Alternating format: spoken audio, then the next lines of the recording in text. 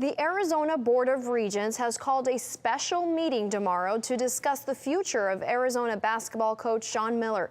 This comes after a report that Miller was heard on an FBI wiretap discussing a $100,000 payment to a Wildcats freshman.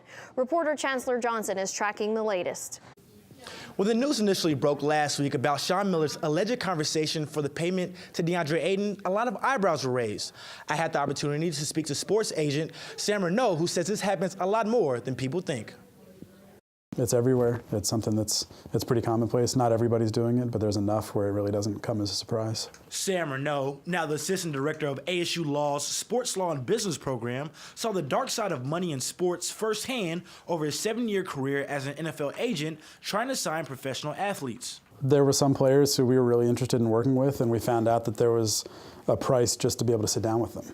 And we weren't willing to do that. You know, some players would have a handler who would say, if you want to meet with my guy, you've got to give me $10,000, and then you get the chance to sit down with him and his family. It wasn't a promise to sign. It wasn't a promise to get any sort of future business relationship. It was just a promise to meet. And we were never willing to do anything along those lines. In Miller's case, nothing has been officially confirmed.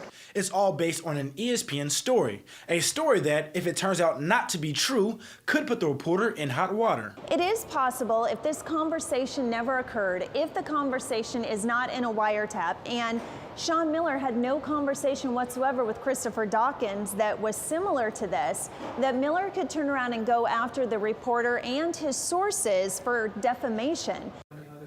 Lindstrom added, however, defamation is a lot harder to prove against a media outlet as long as that outlet is acting in good faith in its reporting. In the Media Center, Chancellor Johnson, Cronkite News.